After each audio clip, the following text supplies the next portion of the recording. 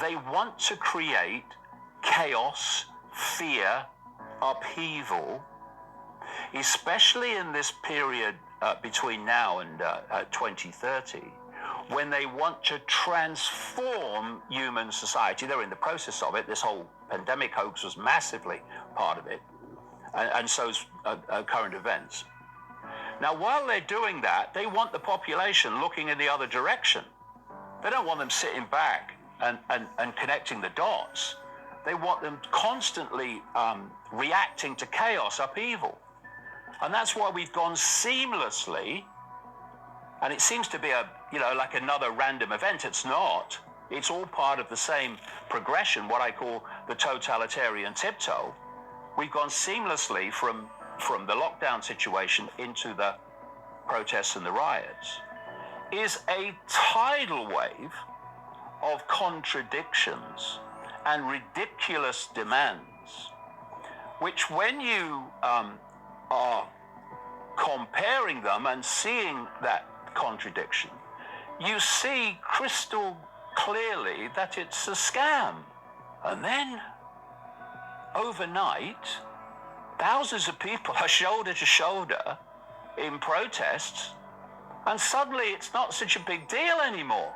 You see why this, on the face of it, ridiculous contradiction actually makes sense. The common denominator of everything that happens in the world is, does it serve the agenda of this global cult that I've been exposing for 30 years? Or does it not serve the agenda?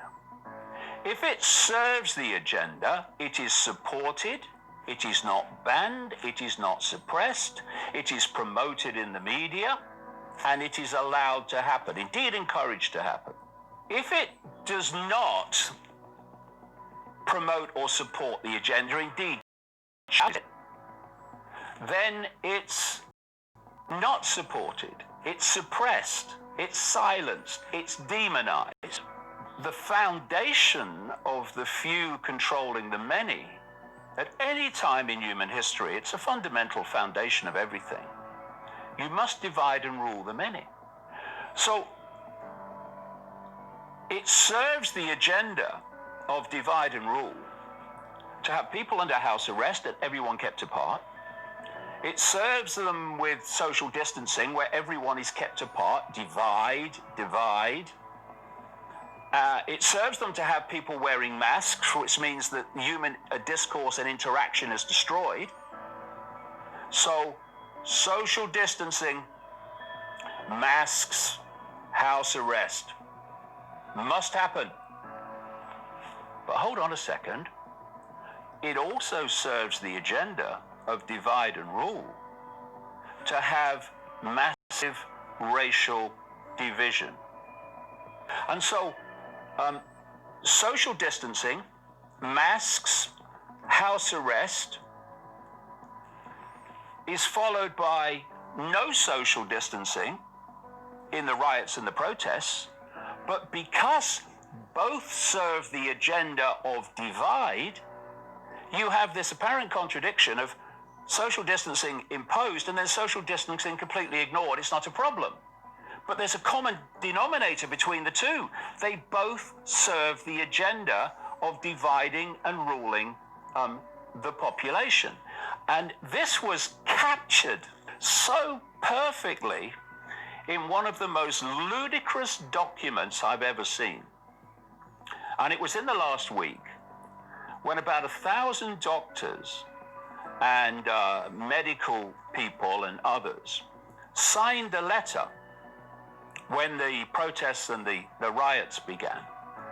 And they said, these protests, brackets, including riots, should not be stopped because of the danger of the infectious nature of COVID-19. Because it's more important that these protests take place and be allowed to take place than what they claim is an infectious disease. I don't accept that, but they do.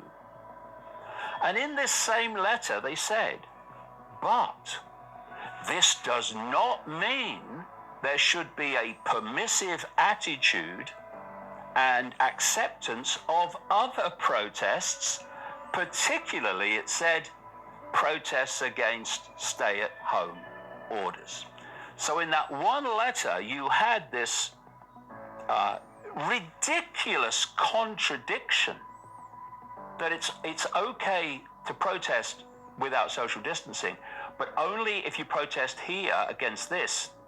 But other protests, it's not. It's still dangerous.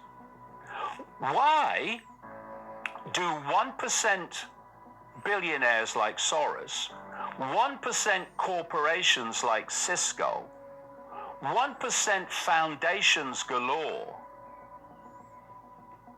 fund Black Lives Matter when they could not give a shit about black people or any other apart from themselves?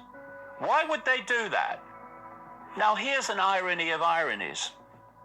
The same cult, families, and networks that were behind slavery and the imposition on black people of slavery are the same networks, the same cult that funds Black Lives Matter.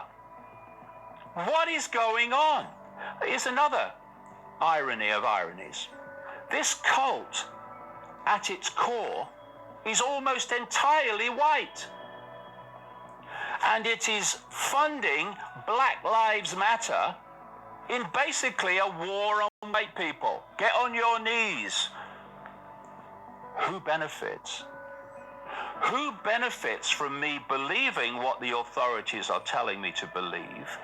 Who benefits from me acting upon what the authorities are telling me to believe? Who benefits from this organization being funded by these 1% corporations and billionaires? And if you keep asking that question, the same answer will come back. Anyone that wants to advance the agenda of dividing and ruling the population and imposing more and more control of humanity.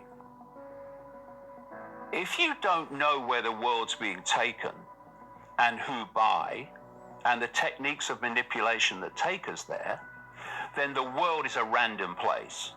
But when you know where the world's being taken, you know basically who's taking us there, why, and the techniques of manipulation to take us there, suddenly randomness disappears.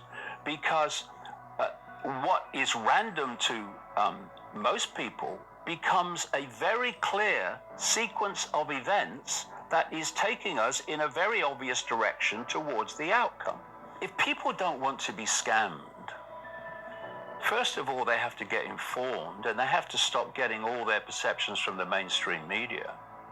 When you step back from mainstream sources and you look at alternative sources where narratives are being questioned instead of parroted and repeated, then you can start to see how the dots connect. You see, it's not what is happening that is the point of revelatory understanding. It's why it's happening. It's context. You know, the mainstream media will tell you that something's happening. They'll put their own spin on it, of course, but they'll tell you that something's happening. They won't tell you accurately, unbiasedly, why it's happening.